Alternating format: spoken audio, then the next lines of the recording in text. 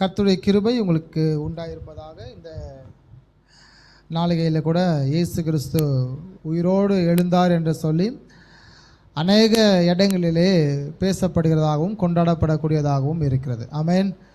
எனவே இயேசு கிறிஸ்து இந்த நாட்களிலே ஜீவித்தார், உயிரோடு கூட இருந்தார். மரணம் அவரை தழுவவில்லை, சாத்தான் அவரை பிடித்து வைக்கவில்லை. ஆதாம் ஏவாள் இழந்த அத்தனையும் இயேசுவாகிய ஒருவரே மீட்டு கொண்டார் என்பதையும் பார்த்தோம், கவனிக்க இருக்கிறோம். மத்தேயு 28ஆம் அதிகாரத்தில் இயேசு கிறிஸ்து உயிர் தெழுந்த இந்த நாள் நம்ம அனுசரிக்க இருக்கிறோம்.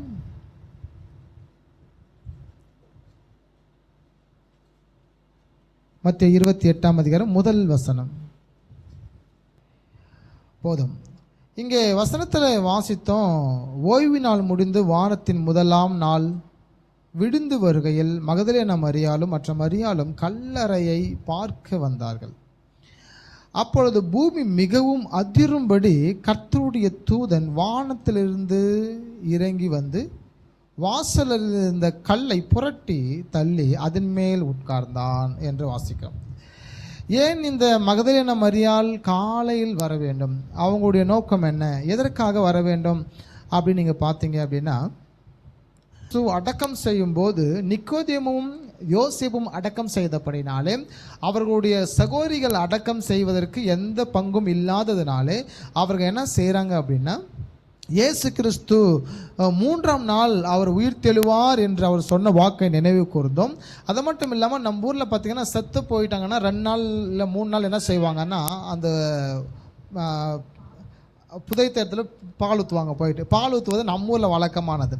அதுபோல் தான் இஸ்ரேல் தேசத்தில் யூதர்களுடைய வழக்கம் என்னென்னா, அவர்கள் அந்த கூட பிறந்த சகோதரிகள் என்ன செய்வாங்கன்னா 3 நாட்கள் கழித்து அங்கே போய் வருவது ஒரு வழக்கமான ஒன்று. போயிட்டு அங்கே துக்கம் கொண்டாடி விட்டு வருவது வழக்கமான ஒன்று. அதை தான் இந்த ஸ்திரீகள் அங்கே செய்தார்கள். ஓய்வு நாளுக்கு முந்தைய அது முடிந்து வாரத்தின் முதலாம் நாள் வந்தபோது, எனவே மகதலேனா மரியாளும் மற்ற மரியாளும் அந்த கல்லறை பார்க்க வந்தார்கள். அப்பொழுது பூமி மிகவும் அதிரும்படி கர்த்தருடைய தூதன் வானத்திலிருந்து இறங்கி வந்து வாசலில் இருந்த கல்லை புரட்டி தள்ளி அதன் மேல் உட்கார்ந்தான். அங்கே தூதன் சொல்லுகிறார், இங்கே வாசிக்கும் போது 5ஆம் வசனத்தில் கவனிங்க. தூதன் அந்த ஸ்திரியை நோக்கி, நீங்கள் பயப்படாதிருங்கள், சிலுவையில் அறையப்பட்ட இயேசுவை தேடுகிறீர்கள் என்று அறிவேன். அவர் இங்கே இல்லை, தாம் சொன்னபடியே உயிர் தெழுந்தார். கர்த்தரை வைத்த இடத்தை வந்து பாருங்கள் என்று அந்த தூதன் அந்த ஸ்திரீகள் அண்டையிலே சொல்லுகிறார். அப்படி என்றால் என்ன அர்த்தம் என்றால், இயேசு கிறிஸ்து அவர் மரித்தார், ஆனால் அவர் எழுந்தும் இருக்கிறார். இயேசு கிறிஸ்து அங்கே இல்லை என்று அந்த தூதர் சொல்லுகிறார். அப்போ ஸ்திரீகளுக்கு முதலாக உயிர்த்தெழுதலின் சத்தத்தை அவர்களுக்கு அறிவிக்கப்படுகிறது. அவர்கள் போய் தான் என்ன செய்கிறாங்கன்னா சீடர்களுக்கு சொல்லுகிறார்கள். அப்பொழுது சீமோன் பேதுரு ஓடி போய் கல்லறை பார்க்கிறார். அங்கே ஒரு சரீரம் இல்லை. எனவே அந்த நாட்களில் முதலாக ஸ்திரீகளுக்கு தான் அந்த உயிர்த்தெழுதலினுடைய செய்தி அறிவிக்கப்பட்டது. அதனால தான் நினைக்கிறேன், நிறைய சபைகளில் பெண்கள் மட்டும்தான் அதிகமாக இருக்கிறாங்க ஆண்களை விட. பெண்கள் ரொம்ப நிரம்பி எல்லா சபையிலும் இருக்கிறது. ஈஸியாக ரசிக்கப்படக்கூடியவங்க, சென்டிமெண்ட் உள்ளவங்க, எனவே ஈஸியாக இயேசு ஏற்றுக்கொள்ளக்கூடியவங்க பெண்களாக இருக்கிறாங்க. நான் நினைக்கிறேன் முதல் உயிர் தெழுதல் அவங்களுக்கு கொடுக்கப்பட்டதுனால தான் வேகமாக கொண்டு போயிட்டு சீடர்கிட்ட சேர்த்துறாங்க. ஏன்னா உங்களுக்கு தெரியும் இல்லைங்களா, ஆண்கள்கிட்ட ஒரு சவுண்டு ஒரு செய்தி போதுன்னா அது ஊர் முள்ள பரவறதுக்கு கொஞ்சம் லேட் ஆகும். அதே பெண்கள்கிட்ட ஒரு செய்தி போயிடுச்சு அப்படின்னா வேகமாக பறிபோட்டுருவாங்க. உட்கார இடத்துல, நிற்கிற இடத்துல, நடக்கிற இடத்துல, தூங்குகிற இடத்துல, இப்படி பரப்புவது என்பது ரொம்ப சாதாரணமான ஒன்று. எனவே அந்த செய்தியை அவர்கள் வேகமாக அறிவித்தார்கள். இங்கே கவனமாக 8ஆம் வசனத்தில் வாசிக்கும் போது, அவர்கள் பயத்தோடும் மகா சந்தோஷத்தோடும் கல்லறை விட்டு சீக்கிரமாய் புறப்பட்டு அவருடைய சீசர்களுக்கு அறிவிக்க ஓடினார்கள். அங்கே வாசிக்கணும், அவருடைய சீசர்களுக்கு அறிவிக்க போகிற பொழுது இயேசு தாமே அவர்களுக்கு எதிர்பட்டு வாழ்க என்றார். அவர்கள் கிட்ட அவர் பாதங்களை தழுவி அவரை பணிந்து கொண்டார்களாம். 10ஆம் வசனத்தில் வாசிங்க. அப்பொழுது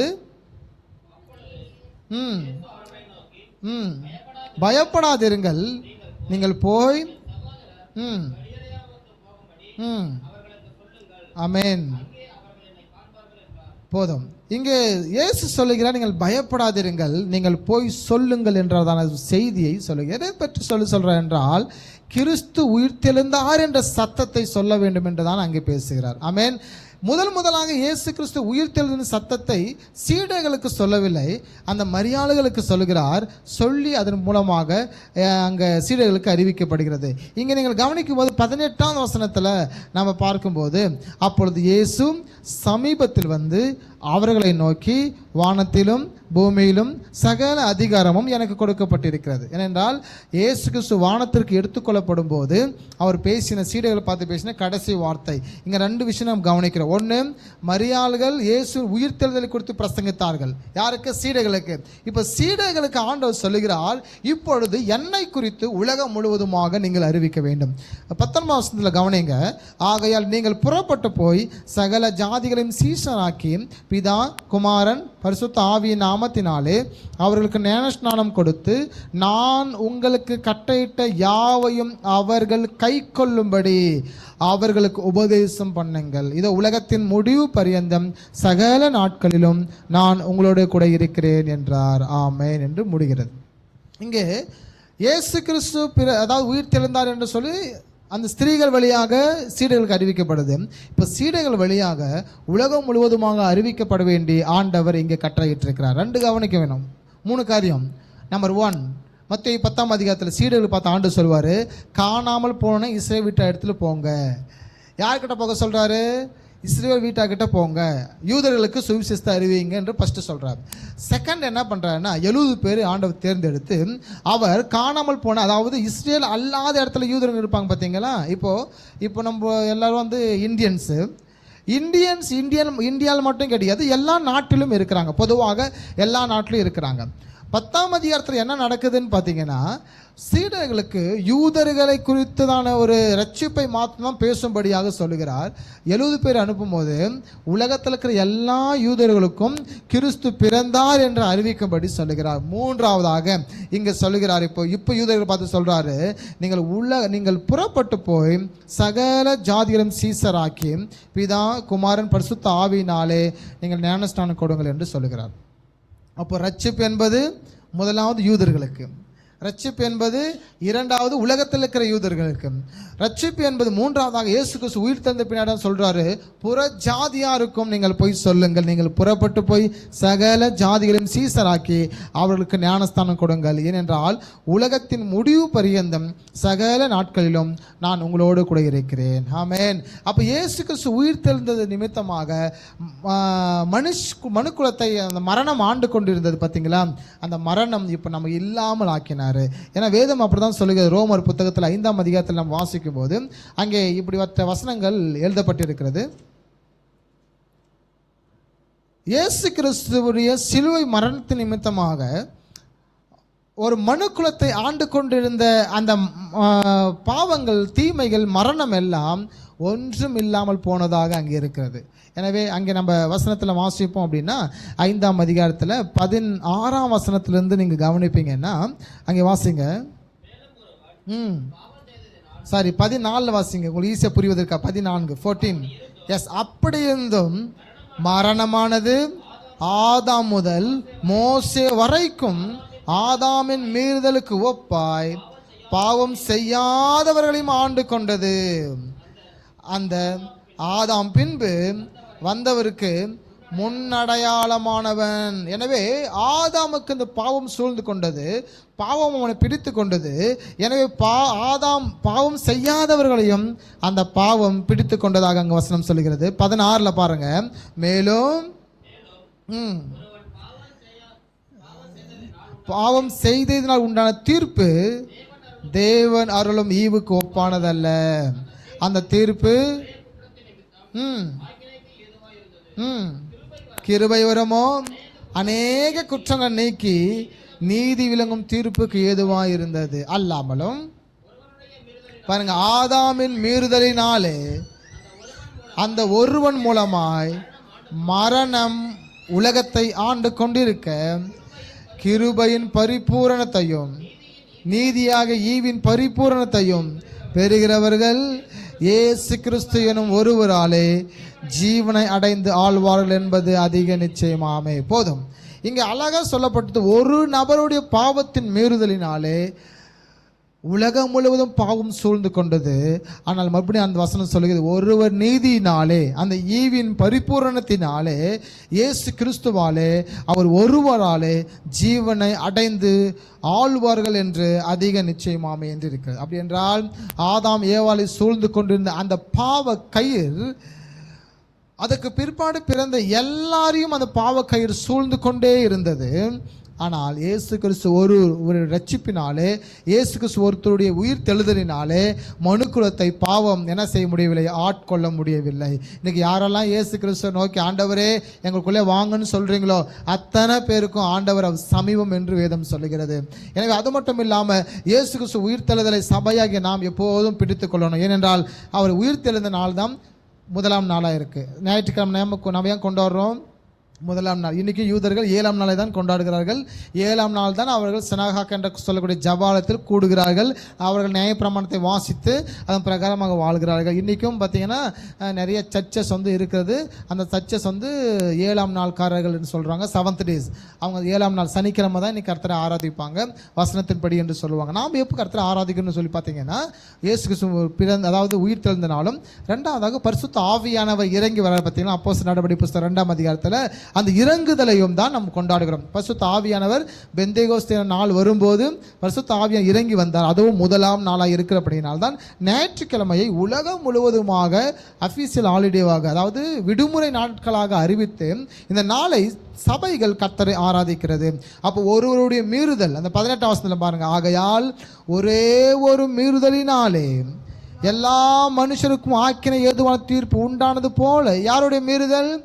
ஆதாமுடைய மீறுதலினாலே உலகத்தில் இருக்கிற எல்லாருக்கும் ஆக்கினை சூழ்ந்து கொண்டது. தானாகவே ஆக்கினை சூழ்ந்து கொண்டது. அடுத்தது வாசிக்கிறோம், ஒரே நீதியினாலே, அதாவது இயேசு கிறிஸ்து நீதியினாலே எல்லா மனுஷருக்கும் ஜீவனை அளிக்கும் நீதிக்கு ஏதுவான தீர்ப்பு உண்டாயிற்று. தீர்ப்பு மாற்றி எழுதப்பட்டது.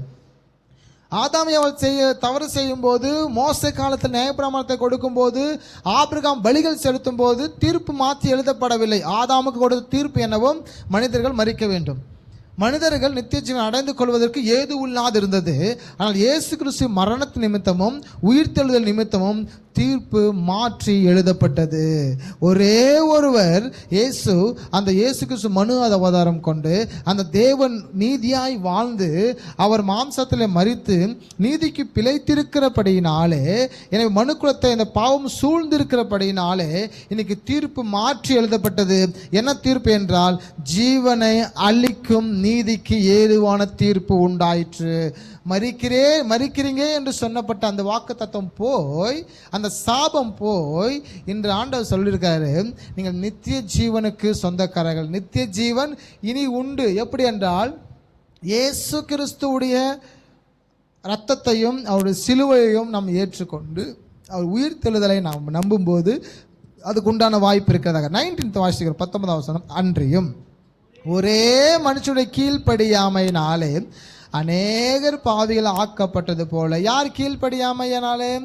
ஆதாமின் கீழ்ப்படியாமையினாலே அநேகர் பாவிகள் ஆக்கப்பட்டது போல, இயேசு கிறிஸ்துவை கீழ்ப்படிதலினாலே அநேகர் நீதிமான்கள் ஆக்கப்பட்டிருக்கிறோம். ஹல்லேலூயா. வசனம் சொல்கிறது அவரை குறித்து, அவர் மரண பரியந்தம் கீழ்ப்படிந்தவராக இருந்தாராம். மரண பரியந்தம் அவர் கீழ்ப்படிந்தவர் ஆகி, வேதம் அவரை குறித்து சொல்கிறது, தன்னைத்தானே அவர் தாழ்த்தினார் என்று இருக்கிறது. நாம் அன்னைக்கு முந்தானத்தை ஒரு வசனத்தை பார்த்தோம். அவர் தன்னுடைய ஜீவனை எடுத்துக்கொள்கிறபடினாலே அதை கொடுக்கிறார். எடுத்துக்கொள்கிற அதிகாரம் அவருக்கு இருக்கிறது. அவர் ஜீவனை அவரால் மீட்டுக்கொள்ள முடியும். ஏனென்றால் அவருக்கு மரணம் கிடையாது. அவர் ஏகன் என்றால் ஒருவர் என்று அர்த்தம். ஏகன் என்றால் ஒருவர். ஒருவர், மரணம் இல்லாதவர், முடிவில்லாதவர். அவருக்கு மரணமே கிடையாது. அவர் வெளிச்சம் உள்ள, இருள் அவர் அண்டையில் அணுகாது, எல்லும் அவர் அண்டையில் இருள் கிடையாது. ஸோ அந்த வார்த்தைக்காக தான் அங்கே அப்படி வசனம் சொல்லப்பட்டிருக்கு. ஒருவருடைய கீழ்ப்படுதலினாலே எல்லாரும் நீதிமான்கள் ஆக்கப்பட்டோம். ரெண்டாவதாக பாருங்க, 20ஆம் வசனம், மேலும் மீறுதல் பெருகும்படிக்கு நியாயப்பிரமாணம் வந்தது. ஏன் மோசே காலத்து நியாயப்பிரமாணம் வந்தது? சட்டம் இல்லை.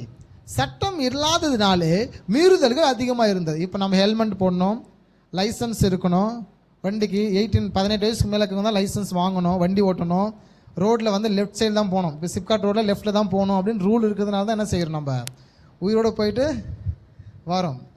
இல்லை நீ ரோட்டில் எப்படி வேணால் போய்க்கலாம், லைசன்ஸ் தேவையில்லை, ஹெல்மெட் தேவையில்லை, யார் வேணால் வண்டி ஓட்டிக்கலாம்னா எப்படி இருக்கும்? அது விபத்துகள் அதிகமாக நடக்கும், உயிர் சேதங்கள் அதிகமாக நடக்கும்.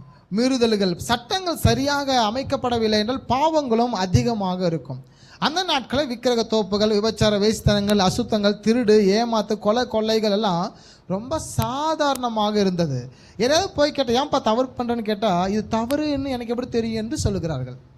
தவறுன்னு தெரியாதுல்ல, அவங்களுக்கு தெரியாததுனாலே இது எங்களுக்கு தவறு என்று தெரியாது என்று சொல்லுங்க. இப்போ ஆபேல் காயின் இருக்கிறாரு. ஆபேலும் காயினும் கர்த்தருக்கு பலி செலுத்த கொண்டு போகிறாங்க. கர்த்தர் ஒருவனுடைய பலியை ஏற்றுக்கொண்டார், ஒருவனுடைய பலியை நிராகரித்தார். ஆபேல் பலியை கர்த்தர் ஏற்றுக்கொண்டார், காயின் பலியையும் நிராகரிக்கிறார்.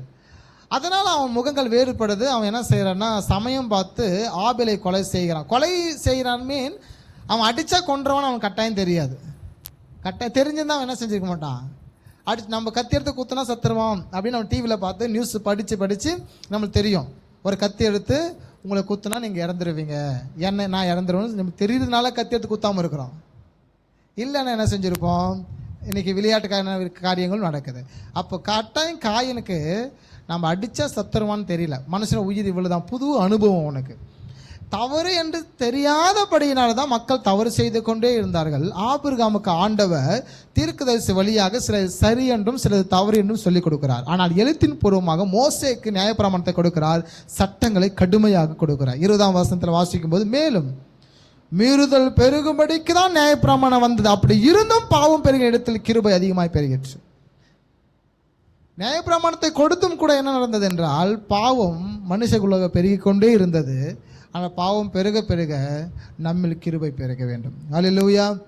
ஒரு ஊழியக்காரர் சொல்கிறாரு, இன்றைக்கி ரீசெண்டாக தான் ஒரு வாட்ஸ்அப்பில் ஒரு கிளிப்பை பார்த்தேன். அவர் என்ன சொல்கிறாருன்னா, சிகரெட் பிடிக்கிறவங்க சிகரெட் பிடிச்சிட்டே இருங்க, சரக்கு அடிக்கிறவங்க சரக்கு அடிச்சிட்டே இருங்க அப்படின்னு சொல்கிறார் அவர். அவர் சொல்கிறத ஒரு ரோல் பண்ணி போட்டிருக்காங்க.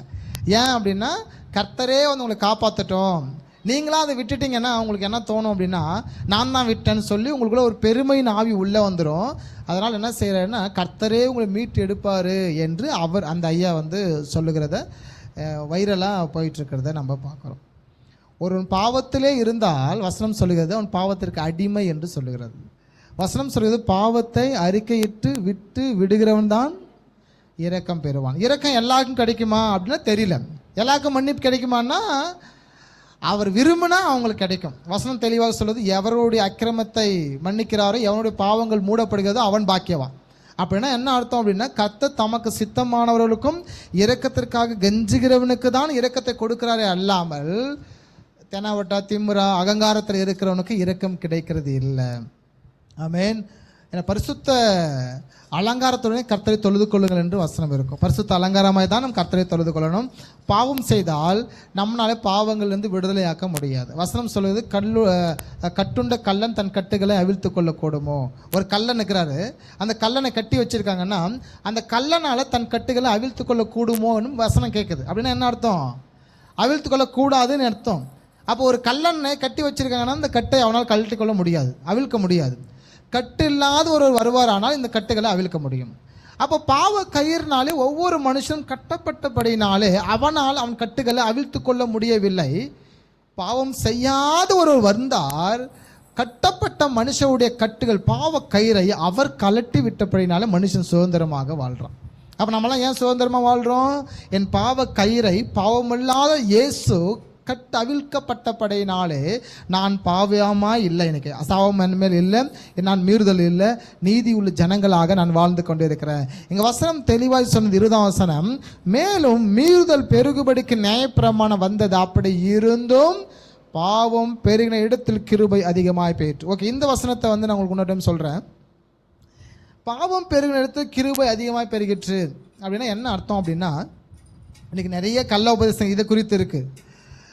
எதை குறித்தனா பாவத்தை குறித்து. நீ பாவம் செஞ்சதான் கிருபை பெருகிட்டு இருக்கும். உனக்கு எந்த அளவுக்கு நீ பாவம் செய்வீங்களோ அந்த அளவுக்கு உங்கள்கிட்ட கிருபை பெருகிட்டே இருக்கும் அப்படின்னா கட்டாயம் அப்படி இல்லை. ஏன்னா வசனம் தெளிவாக சொல்லுது, பாவம் செய்கிறவன் பாவத்திற்கு அடிமை. பாவம் செய்கிறவன் பாவம் உங்களை பின்தொடர்ந்து வரும் என்று நிச்சயமாக அறியுங்கள் என்று என்னாகும் 32ஆம் அதிகாரத்தில் வாசிக்கிறோம். பாவம் செஞ்சால் அவனை விட்டு தேவன் தூரமாக போயிடுவார். வசனத்தில் வாசிக்கிறோம், ஒரு வாலிபன் தன் இருதயத்தை எதினால் சுத்தம் பண்ணுவான், வசனத்தை காத்து கொள்கிறதுனாலே. தீங்கு நாட்கள் வருவதற்கு முன்பதாக உன் சிருஷ்டிகை நினை என்று நாம் வசந்த பிரசங்கி 12ஆம் அதிகாரத்தில் வாசிக்கிறோம். என்ன அர்த்தம்னா, தீங்கு நாட்கள் நமக்கு வந்துருச்சு, நம்ம தீங்கு செஞ்சிட்டோம் அப்படின்னா பரிசுத்த ஆவியானவரை துக்கப்படுத்திடுறோம். ஸோ கடவுள் நம்மளை ரட்சிக்க கூடாத படிக்க ரொம்ப தூரத்தில் நம்ம இருப்போம். அப்போ என்ன நடக்கும்? எத்தனை பேர் சொல்கிறாங்க, அடுத்த வருஷம் சர்ச் வரலான்னு பிரதர், இன்னும் ஒரு 2 வருஷம் போட்டும் பிரதர், 5 வருஷம் போட்டும் பிரதர். எத்தனை ஜனங்கள் உள்ளே வர முடியல, அவங்களால வர வாய்ப்பு. ஏன்னா வசனம் தெளிவாக சொல்லும், அவர் சமீபமாக இருக்கையில் அவரை நோக்கி கூப்பிடுங்கள் அப்படின்பார். எப்போ நோக்கி கூப்பிட சொல்கிறாரு? பக்கத்தில் இருக்கும்போது.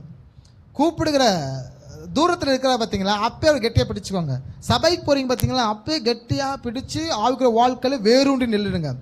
ஏன்னா நீங்கள் தூரமாக போயிட்டீங்க அப்படின்னா அவர் அறிய முடியாது. தீங்கு நாட்கள் வருவதற்கு முன்பதாக, உனக்கு தீங்கு நடக்கிறது முன்பதாகவே அறிஞ்சுக்கொள்ளுங்க. ஏன்னா தீங்கு உன்னிட்டு வெளியேறிடும். அதனால வாலிபனுக்கு அந்த வார்த்தை தெளிவாக சொல்ல, தீங்கு நாட்கள் வருவதற்கு முன்பதாகவே உன் சிருஷ்டிகரை நினைத்து கொள்ளு என்று சொல்லி. எப்போ கிருபை பெருகும்னா, உங்களை சுற்றி பாவங்கள் எந்த அளவுக்கு பெருகிறதோ அந்த அளவுக்கு உங்களுக்கு கிருபை பெருகி கொண்டே இருக்கும். நீங்கள் வாழ்வதற்கு, உங்கள் பிள்ளைகளை வளர்ப்பதற்கு, நீங்கள் குடும்பம் நடத்துவதற்கு, நீங்கள் வேலை செய்வதற்கு. ஏன்னா நோவான் காலத்தில் உலகம் முழுவதும் பாவம் செய்தார்கள். வேதம் சொல்லுவது தேவ மகிமை அற்றவர்களானார்களாம். ஆனால் நோவாவுக்கோ கர்த்தருடைய கண்களிலிருந்து கிருபையும் இரக்கம் கிடைத்தது. இதுதான் கிருபை. உலகம் முழுவதும் பாவம் செய்தது, ஆனால் 8 பேர் மாத்திரம் நீதிமானாக இருந்தாங்க. அவங்களுக்கு கிருபை பெருகுச்சு, பாவம் செய்யாதபடி கிருபை பெருகுச்சு. இன்றைக்கி நம்ம நினைக்கிறோம், அவன் தவறு பண்ணுறான், இவன் தவறு பண்ணுறான், அவன் பாரு இவன் பாரு. பிசாசு நமக்கு சொல்லி கொடுக்குறான், எல்லாரையும் பாரு என்னென்ன பாவம் பண்ணுறான், நீ ஏன் செய்ய மாட்டேங்கிற, அவனை பாரு. 1000 பேர் செய்தாலும் நீங்கள் செய்யக்கூடாதுன்னு தான் கிறிஸ்தவ வாழ்க்கை. உங்களை சுற்றி அநேகர் பாவம் செய்யலாம், நான் செய்யக்கூடாது. நான் செய்தேன் அப்படின்னா நான் கிறிஸ்தவ வாழ்க்கை வாழாதவர், நான் நீதி உள்ளவன் என்று அர்த்தம் அல்ல. நான் துன்மார்க்கன், நான் பாவியாக இருக்கிறேன் என்று அர்த்தம். இயேசு கிறிஸ்துவை, இந்த முழு வேதாகமும் இயேசுவை அறியாதவர்களுக்கு அல்ல, இயேசுவை அறிந்த நமக்கு தான். ஆமென். அப்போ இயேசு அறிந்த நமக்கு நான் பின்பற்ற